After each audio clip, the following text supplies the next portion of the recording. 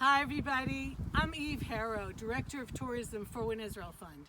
And we are doing something that the fund is used to doing, which is our unusual things. Today is Tuesday, April 13th, 2020, and the middle of Chol Hamoed Pesach. A day where normally I would have been on a bus for Win Israel Fund, taking people somewhere in this magnificent country. What I had planned was outside the Gaza envelope. However, due to COVID-19, nobody's going anywhere. And so I chose to do a virtual tour today in my hometown. I live in Efrat in Yehuda, in Judea, Gush Etzion. And what we have here is one of the most fantastic archaeological digs, well, not really a dig, remnants from 2,000 years ago. I am standing right beneath road number 60. Road number 60 is the main road that goes north-south, all the way from Beersheba up to Afula, cuts through Judea and Samaria, and parts of it are actually on the patriarch's route, on the ancient route of our forefathers. So this is the modern road number 60, and as you can tell, we're in a valley over here. The town on the west side of road number 60, behind the trees, which my trusted squire for today, my son Matanya, who's behind the camera, is pointing at. Elazar, named for the fifth Maccabee brother, the one who gets squished by an elephant during the Maccabean Wars, around minus 164, thereabouts. Okay, so we've got some deep history, and that's who Elazar is named after. We're in the valley over here, and up in this direction is the neighborhood of the Geffen in Efrat. So we're right now in this ancient valley between Elazar and Efrat from way, way before Elazar and Efrat were here. And what we've discovered here is one of the ancient aqueducts bringing water from this area of Judea, of Gush Etzion, to Jerusalem in the times of the temple. The truth is that our kids found it. Years ago, decades ago, they came home filthy muddy like clay. I'd say, where were you? Oh, we were down in the valley. And it turns out that they found an aqueduct that Herod built. Herod was king of Judea from minus 37 to minus 4. And it was an aqueduct that he had built, but it's probably based on an even older aqueduct that those same Hashmonaim built. Why would they do that? Because Gush Etzion is higher than Jerusalem. And as Jerusalem gets bigger and the second temple draws more people, it's not enough just to have the water from the cisterns that people built under their homes and also around the Temple Mount. And other things and other springs, the Gihon Spring, all of you have been to the city of David, I'm sure, and you're familiar with the Gihon Spring. It's not enough water, especially for 3 times a year, like on Passover and Shavuot on Sukkot, the 3 pilgrimage holidays where lots of people from around the country and even around the world are descending on Jerusalem. So an answer has to be found, and fortunately, Jerusalem is lower than the mountains surrounding her, especially this area. And what that means is, because before electricity, you have to move water only by gravity. They were able to take water from this area. This area has a lot of springs and a lot of rainfall, even snowfall, and get it into Jerusalem. And we found how they did it. So follow me over this way. This is a beautiful place. Some of you might have been here. This in itself has become a tourist attraction. It's what I usually do with tours at the end of the day. We switch to filthy, muddy clothes because that's what you're going to look like. And this is the last thing we do before we wrap up a tourism day.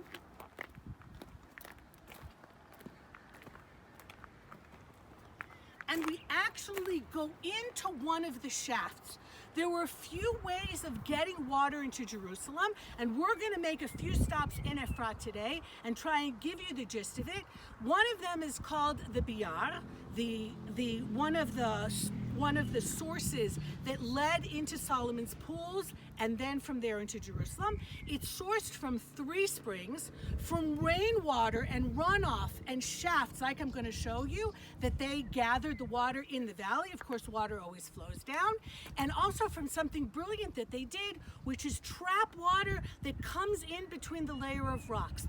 The mountains here are made of limestone, which is porous, and the water trickles into the mountains and then hits a layer called marl, which is like clay, and the water comes out on the side of the mountains in springs. That's exactly the makeup of, as I mentioned before, the Gihon Spring in Jerusalem.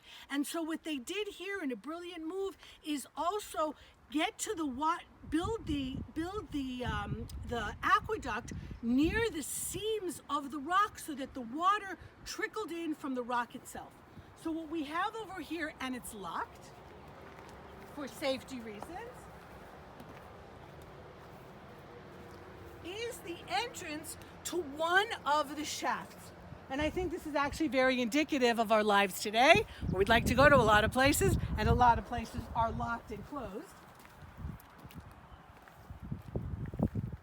And as you can see, it says, "Welcome to the Biyar Aqueduct." It is 12 meters down. We climb down a very steep set of stairs and then ladders, and go into the aqueduct, which you can feel is man-made, all the way through the valley, and come up in a shaft further down the valley. That is why this valley is actually called Nachal Pirim, which means the valley of the shafts. And the Gush Etzion winery, which is not far from here, some of their wines are called the Pirim wines, and they take that from this valley. And you can even see these are now some of the grapes that are growing here. These are grapes that are being grown here by the Arabs. Since this is a One Israel Fund video, we can most definitely get political. And a lot of the agricultural land of Gush Etzion, of the communities of Gush Etzion, of Elazar, of Alon Shvut, of Neve Daniel, Rosh Tzurim, Kfar Etzion, over here Efrat, a lot of these areas, the land in between the communities, because of the lack of a normal law, because Israel has not yet put sovereignty on these areas, because of the lack of a normal law, a mishmash of Ottoman, Jordanian, British, Israeli military law has allowed a lot of the Arabs in the area to take, like squatters' rights, to take this land, even when it doesn't necessarily belong to them, and plant on it. And that's why you see a lot of the vineyards here. The Gush Etzion winery, as I mentioned, has their own vineyards. So do some of the kibbutzim, and we've got the agriculture, especially the kibbutzim of the area. But in this particular area, these are Arab vineyards, but it just gives you an idea, of course, of what's growing here. You can also see some of the blossoms. We have cherry trees, we have almonds. It's an absolutely beautiful, beautiful area. And of course, this fits in with, and I gotta bring it because they never go anywhere without it, as you know, my Tanakh. And of course, this tour is not a biblical-based tour. Herod is post-biblical, but we do have in the Tanakh something that definitely bears a mention, and that is Parashat Vayechi, at the very end of Breshit, where Judah gets its blessing. The scepter shall not depart from Judah. I'm reading here from chapter 49. The scepter shall not depart from Judah, nor the ruler's staff from between his feet. So the tribute shall come to him, and the homage of people shall be his. Judah gets the kingship. The fourth brother, Yehudah, gets the Malchut. Beit Lechem is not far from here, of course, where David comes from. What we'll be reading in just a few weeks, Megillat Ruth on Shavuot. That story is happening all over here in the wheat fields and in the barley fields and in the beautiful fertile areas around Bethlehem. And then it says here that he washes his garments in wine, his robe in blood of grapes, his eyes are darker than wine, his teeth are whiter than milk. So you can see the blessing of Yehudah right in front of us with the beautiful vineyards. And of course, on trips that some of you have been on the bus with me, some of you have not yet been on bus trips with me. I hope that this video excites you and makes you want to get on the first plane back to Israel and run and do a trip with One Israel Fund, one of our amazing trips in Yehudah v'Shomron. But when we go into more of the desert areas where we see sheep and we see ranches, some of which One Israel Fund is also supporting because it's an incredibly important part of resettling the land, is also the shepherds and the goats and the sheep that are being raised here. And that is the other part of the blessing of Judah, that his teeth are white as milk. And that is a hint to the shepherds and to the flocks that they have here, because of course you don't want your sheep, and especially not your goats, in your people food fields, because then they'll eat your food. So the blessing of Yehudah is he has different kinds of land, the extraordinarily fertile land here of the hills and the hills of Judea, and then Sfar HaMidbar, the edges of the desert, which is much more appropriate for shepherding, which of course is our family business back in the day. So now we are going to go over to another spot and continue our talk about the Biyar and about the aqueduct that led into Jerusalem. So don't go away. So let me tell you a little bit about Efrat. We just drove up to the northern neighborhood of Efrat, the neighborhood of Zayit, where I live. This promenade was dedicated by the Prime Minister himself about a year ago to connect two of the neighborhoods of the Zayit. The Zayit is by far has the most families living in it of all the neighborhoods in Efrat. As we run out of permission to build on land, the buildings are getting higher, 7, 8-story apartment buildings that we have in the newer neighborhoods as opposed to the older neighborhoods. So this is the continuation down here of the valley that we were just in. We are now a couple kilometers north. Efrat is 5 kilometers from the northern entrance to the southern entrance, long and skinny, sandwiched between Bethlehem, which we're going to see in a minute on the northern side, 2 Arab villages on the eastern side, the kibbutz of Migdal Oz on our southern end, and down here this beautiful valley.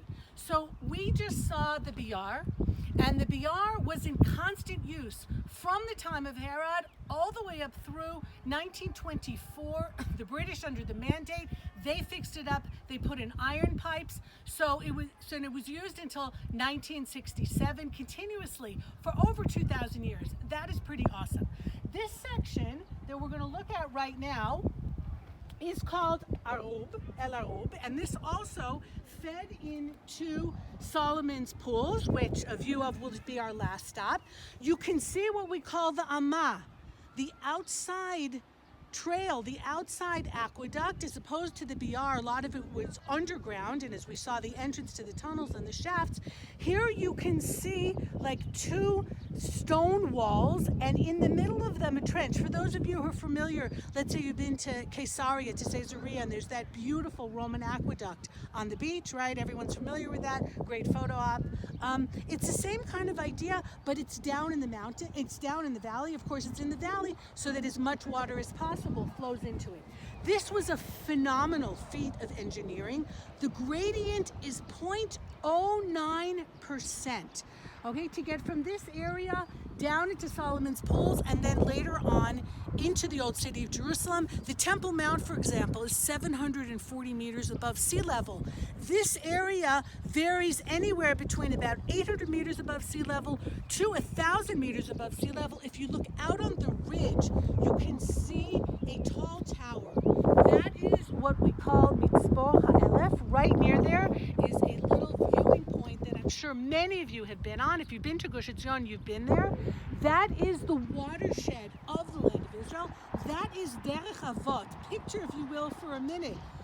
Thousands of years ago, on Pesach, Jews walking on that ridge from the area south of here towards Jerusalem, to the right and to the north, on pilgrimage towards the temple, and then of course afterwards walking home. We have Roman milestones up there, we have mikvaot up there, because it's about a half day's walk to Jerusalem, proving the immense depth and the history of that line. What that also means, though, as the watershed, is that that is where the rainwater falls into different areas. So where we're standing here, and this eastern side of the watershed all drains into the Dead Sea. On the other side of that line, everything that falls there goes down into the Mediterranean. And to the left of Mitzvah Ha'elef, if you can see a cluster of buildings framed by the horizon and by the setting sun, that is Neve Daniel, which is the highest community here in Gush Etzion. And of course, this is 1,000 meters above sea level. So you can see the difference in the heights.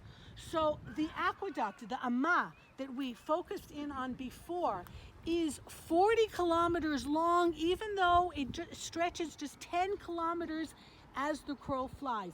It uses this wending aqueduct. It uses siphons where you go down, you use like the rush of the water to go down the mountain and then back up again. And they had I have pictures that I'll put up at the end of this video of some of the things that we're talking about here so that you get a better idea. There's also the groma, which was a special measuring apparatus that the Romans had, and of course Herod, living in that Roman time, would have used those engineering tools where they could measure the heights and the depths and understand how to cut through the mountains, over and under and through the mountains in an engineering feat that really would be difficult today, let alone 2,000 years ago. You can see how beautiful and green the valley is, how fertile it is. There are remnants of other buildings here. Around the corner in the valley here, in what's called the Artas Valley, the Artas was another spring that also fed into Solomon's pools and into this whole water-carrying structure that eventually led into Jerusalem, into Hezekiah's pools. For those of you who are familiar, so the water goes into Solomon's pools, but it also goes into areas obviously right outside what we now know today as the Old City, just outside the Old City, that large where we now see concerts and have Teddy's Park. That was a huge reservoir. Just inside of Jaffa Gate, if you go to the left into what's now known as the Christian Quarter, there's a pool called Hezekiah Pool right in there, and some of the water went there as well. And then of course there's one section that goes into the Temple Mount. There are certain parts of the aqueduct that can still be seen in Bethlehem. There's a section just south of Kever Rachel outside of Bethlehem that can still be seen. Parts of it still on Kibbutz Ramat Rachel, and a little section of it, if you're ever on the road on Mount Zion, the road that goes around the old city, and you're stopped in traffic and you get lucky, you know where to look, you can also still see a clay pipe coming out of the cliff there. That's all part of this aqueduct system that brought water from this area into Jerusalem. Now, as opposed to the Biyar, the section that we saw to the south of here, near Elazar, which, as I said, ran continuously and was used continuously up until 1967, this section here, the spring of the Arub spring, and this here was probably really only in use until the Mamelukes, which is about 700 years ago. Definitely already by the Ottomans, it was out of use. You can also see here the neighborhood of Tamar, one of the new neighborhoods. Of course, I'm standing on the Zion neighborhood. The neighborhood across is the neighborhood of Tamar. You can see the cars on the road. This is the interior road of Efrat. Very, very little traffic, of course, these days. People really staying close to home and just at most, going from neighborhood to neighborhood, going to one of the supermarkets or to the pharmacy.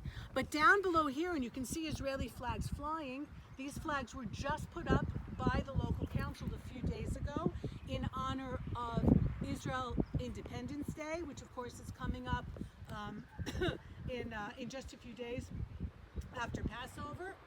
And where that little white car just went over, this is actually a secher. This is actually a dam as part of the ancient construct of trapping the water, of getting the water to flow where you wanted to go. There were, of course, dams as well, and that was one of them, where the road now goes over. And just to the left of it, a very modern sewage cleaning system that we have so that we keep the valley as clean as possible, and we don't have some of the modern mess of our world going and destroying some of the beauty that we have here, of course, and for hygienic reasons, as we're all so aware of these days.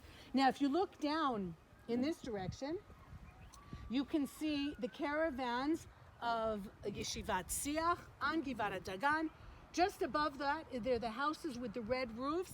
Those are the houses of the Dagan neighborhood of Givat Dagan. I get a very personal, wonderful feeling when I look on that hill.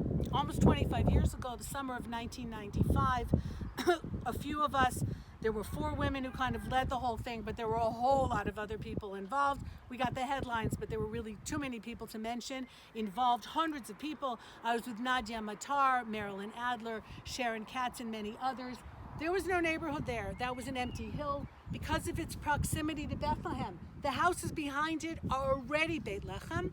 Beit Lechem had, in the accursed Oslo Accords just a couple of years before, been taken away from us, been given over to the Palestinian Authority, and there was talk in the summer of '95 of giving the Dagan Hill to Beit Lechem, and we staged a demonstration there for over 2 weeks. We lived on the mountain in tents. We ended up getting dragged off by the army. We chained ourselves to water tanks. It was a whole thing. I lost 10 pounds in like 2 weeks, so I could have come out with a Dagan diet book, but I didn't do that.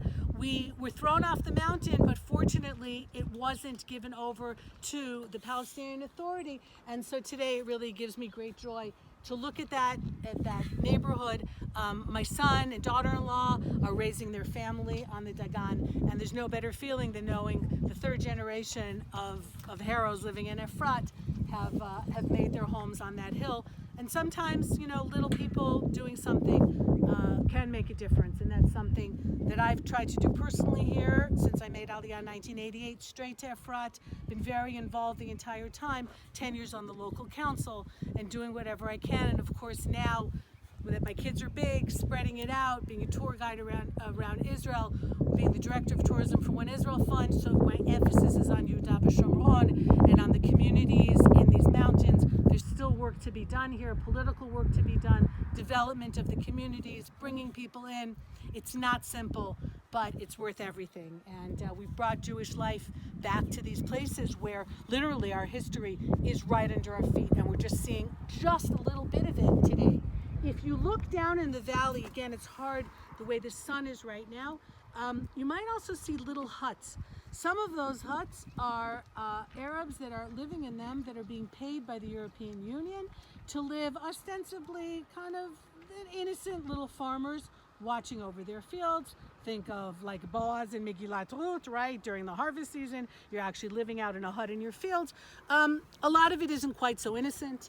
It's they keep an eye on the communities here, on what we're building, on how we're building, on how many people are going in, on when people are congregated in certain places. And that's another reason why One Israel Fund has gotten very involved in also securing the communities. We don't have a fence around because we have found that a fence is actually an impediment to security. So it's cameras and it's all kinds of high-tech equipment, which is not inexpensive, but that's the way that we are able to, in a quiet and unobtrusive way, keep these communities safe. As you can see, Bethlehem is right over there. I mentioned the two villages of Abdallah Ibrahim and Wadi Nis on the eastern side. So even with everything going on and everyone's worried about COVID-19, and rightfully so, it doesn't mean that our enemies and the terrorists have decided that they suddenly want to live in peace. And quite a few of them are still taking advantage of the situation, and we definitely have to keep ready and not let down our guard. And that's something, of course, that our Director of Security, Mark Provisor, whom many of you know, and whom I interviewed on my podcast Rejuvenation last week for some of the work that he's doing also in the Gaza envelope. So that's something that he is still taking care of and still not sleeping about, and making sure that these communities are safe and these neighborhoods are safe. You can see we're also far flung. It's not like one little area, but there's different neighborhoods on different hills, and each one of them, of course, needs security done in their specific way. We also have in each one of these neighborhoods what we call the Kitot Konenut, like the SWAT teams of mainly men, but not only, who live here, who volunteer, who are ready to go at a moment's notice if there's any kind of an alarm or any kind of an emergency, jump into their boots. One Israel Fund is also providing them with training, with certain walkie-talkies so that they communicate with each other. One of the more famous members of the Kitat Konenut here in Efrat lived just up the hill over here, Ari Fuld, who himself was murdered a year and a half ago at the Gush Etzion Junction, just a few kilometers away from here. Knew him for a very, very long time. His daughter Tamar, best friends with my daughter Neely. So big shoes to fill, but other people did fill it and are continuing to do it. There's a lot, we read about the politicians and we read about the big names in the country, but understand that the fabric of settlement and the fabric, both on the security levels, both on taking care of the communities on every level that needs to be taken care of, health and welfare and just the everyday lives, a lot of that comes down to little people whose names you'll never know. And I'm very proud to be living in Efrat, and I think this is a place that has really produced a tremendous quality of people who think much beyond themselves and their own lives and what they can do for the community. And we're seeing that in these days, as well as, of course, I'm sure that you're seeing in your communities wherever that you live, people who are housebound, who can't get to the store, etc. Other people are doing their shopping for them. Other people are making sure that they're getting their medications. And that's how you build a community. And that's what it's all about. And when we look into the Nevi'im and they talk about the society that we want to build here. It's not just enough to come back to the land and to physically secure the land and conquer the land. We also have to build just and fair societies, and that's something that to a great degree we're very proud of doing, specifically in the community of Yehuda v'Shomron, and of course the community that I'm so familiar with at Efrat, and that gives me a tremendous feeling. So this is the magnificent view from our new Tayelet. The people coming in there are coming in from the northern gate of Efrat, which leads out to Road 60. Very difficult to see Road 60 from here. The road that we were just under and the southern part of it when we were near El Azhar, but this gives you a nice panoramic view of the northwestern part of Efrat. And now we're on to our next stop. Now we are standing on Givat Dagan. I'm about to show you a discovery that we literally fell into 25 years ago. But first I want to orient you as to exactly where we are. We are now looking south into that same valley where the Biyar was. I'll point that out in a minute. First look up a bit and you'll see the Tayelet. You'll see that new promenade where we were just standing. And you see how nice it is that it connects two neighborhoods of the Zayit, so we don't have to go up and down the hill, and it makes things so much easier, and bike riding and jogging and all that kind of fun. These days, of course, only with a mask on. I have permission, by the way, to not be wearing a mask in order to do this filming. If you see, there's a very large rock at the very entrance of the promenade, very close to where we were standing before. And when at the end of this video presentation, when I'm going to show you some still pictures of the Amma, of the aqueduct, of Solomon's pools, there's also going to be a picture of that mountain, and you will see it, and you'll recognize, before the houses were there, and you'll recognize it by that very large cliff. So that is the Bnei Beit Chas section of the Zayit. That's also where I live, around the corner. Just above it, you can see the houses of Abdullah Ibrahim, one of our neighboring Arab villages, really, literally just across the road, and the ridge of the Eitam off on the left, where future Efrat building is supposed to be happening. And beyond the Eitam, you can't see it from this height, just a few kilometers directly to the east is Herodian, which is why one of the branches of the aqueduct, as it left Solomon's pools, we had an upper aqueduct, we had a lower aqueduct that went into Jerusalem, to the Temple Mount, to the areas outside of Jaffa Gate, the big reservoirs. There was also one that went off to the east and went over to Herodian. For those of you familiar with Herodian, there's a very big pool at the foot of Herodian, and that's where the water went into, and then donkeys would have brought it up to the palace fortress. All right, so now going back once again to the valley, and you can see the Zayit Hill above. We're looking at the opposite end of the aqueduct, of the above ground aqueduct that we saw before. You can see the spill, unfortunately, just came very close to covering the aqueduct itself. This man-made little mountain here as they were expanding the road. Again, one of the challenges of making sure that our antiquities are not messed up while we are doing expansions, and this one came just a little bit too close. But if you're focusing down just at the end of the splay there, you can see the tail end of part of that aqueduct. There's some beautiful trees there, trees that were written about by travelers who came here over the years, including a beautiful mulberry tree that we have as well. And then, what did we find here 25 years ago when we were up on this hill? We literally almost fell into shafts. If you look right here, you can see a very, very deep shaft, because how did the water get from this side of the valley through the Dagan and over to Solomon's pools, which are on the other side of this mountain? Now you would say, well, why do that? Just have it continue meandering down, flowing with gravity down this valley. They couldn't do that because then it's lower than Jerusalem, and they couldn't get it back up again. So they had to keep it at a certain height. We're talking about the gradients being very, very small, much less a percentage point, but whatever it was, they had to do it, and they had unbelievable equipment. We talked about the Groma. There's others that enabled them to measure back in the day. So this is one of the shafts. We found a whole row of them. Apparently what happened is the shafts were dug out. They are 23, 24, 25 meters deep. That is 75, 80 feet deep. And then they connected kind of along the lines of what we think happened with Hezekiah's tunnel in the city of David, where they started at either end, at either shaft, and then met in the middle. And they met here in a straight line. So you can see below us, there is a shaft that started boring its way. The tunnels, the aqueduct started boring its way through the mountain. Where we're standing is another one, and there are two more that are deeper because they're up the hill, so they're deeper again, the water flowing, literally boring through the Dagan mountain and pouring out, what we'll see in a few minutes, on the other side in Solomon's pools. Really a tremendous feat of engineering. You can see here now the beautiful wildflowers. The hill up, looming above us is the Tamar hill, which we saw from the promenade. Now we're seeing it from here. The northern entrance to Efrat, just beyond the flag over here, and here the very beginnings of, as we said before, the neighborhood of Tamar. So this is a beautiful little area that I hope they keep green and undeveloped. As much as we want development, we also want to keep certain things undeveloped. And if you see below, that is the roofs of the yeshiva, which we pointed out before from the promenade. So now we're standing on the west side of the valley, and continuing to talk about the aqueduct and how the water gathered and fed into Jerusalem from Solomon's pools. It was about 13 kilometers then to get into Jerusalem, and so right now we're about halfway there. Okay, we are now on the northern edge of Efrat. We are on the Dagan hill. You can see some of the homes here still under construction, and we are right near Solomon's pools.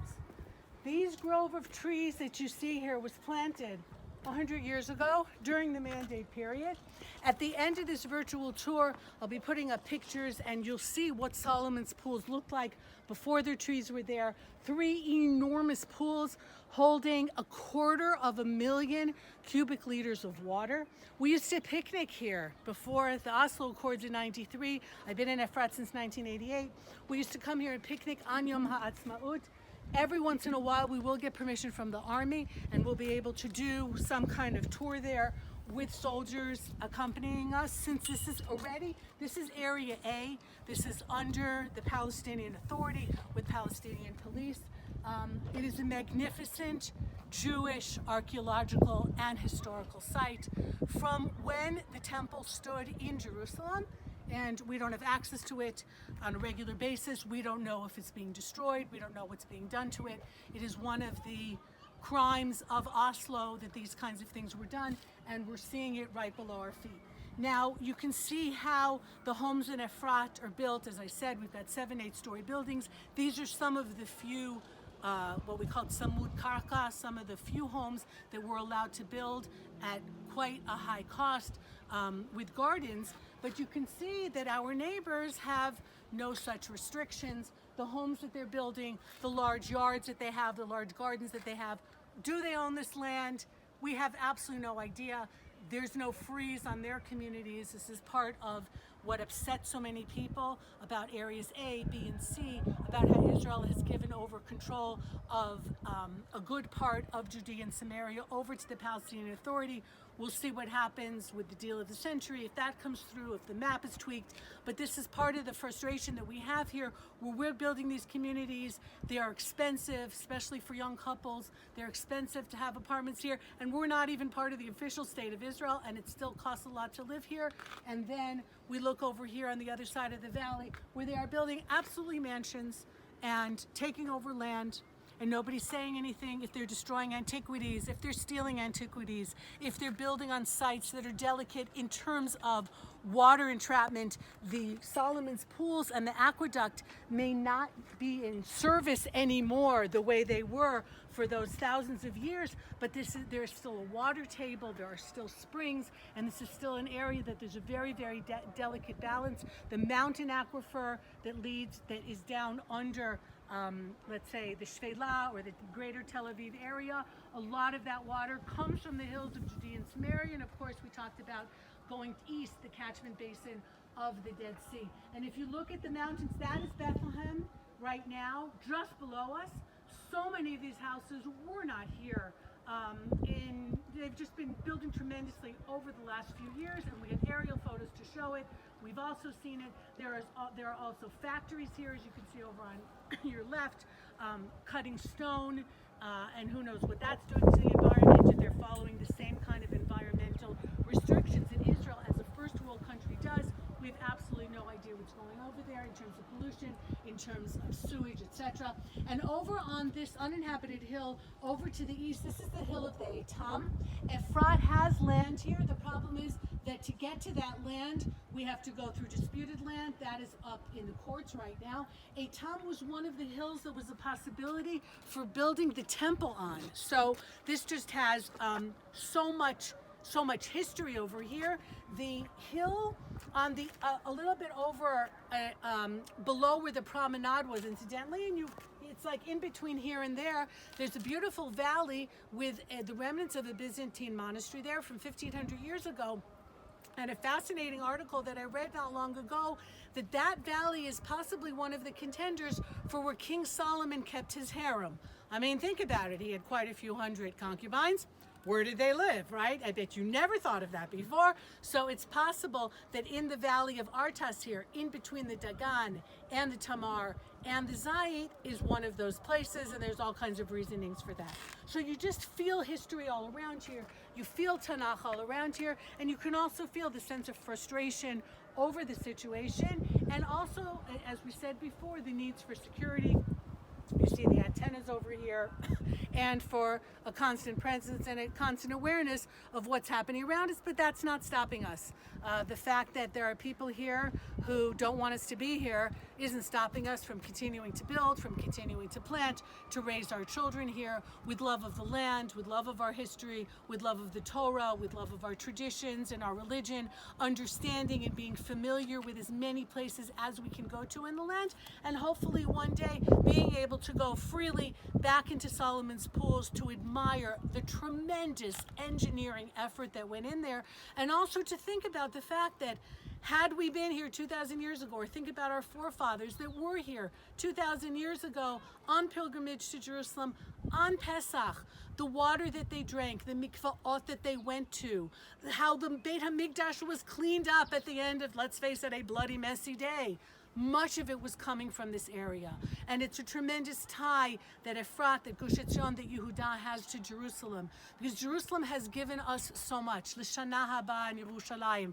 We just said, some of us once, some of us twice, if you're still in the diaspora, with that tremendous meaning of not just Yerushalayim Shalmata, not just the physical Yerushalayim, but Yerushalayim as the source of inspiration, as the place where Hashem chose to meet us, to come down to us, and how much we love Yerushalayim, and the fact that we could, in this area, somehow give something to Yerushalayim is a tremendous honor and a tremendous feeling, and the people living here still hoping that they're doing that in whatever way we can now. So it may not be water anymore, but in other ways, working in Jerusalem, studying in Jerusalem, the guy behind the camera studying at Hebrew University, and just many ways making Yerushalayim much bigger than just a city, part of Yerushalayim Rabbati, as we say, greater Jerusalem, and in a spiritual sense and also in a physical sense, to be able to be a part of that is really a tremendous honor. So we had a chance to learn just a little bit today. This in no way replaces an actual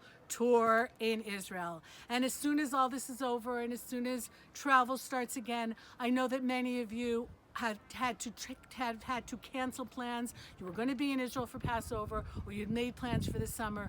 They were postponed. They were not canceled. Well, Passover was, your plans were canceled, but you're going to be back. I'm going to be here, God willing.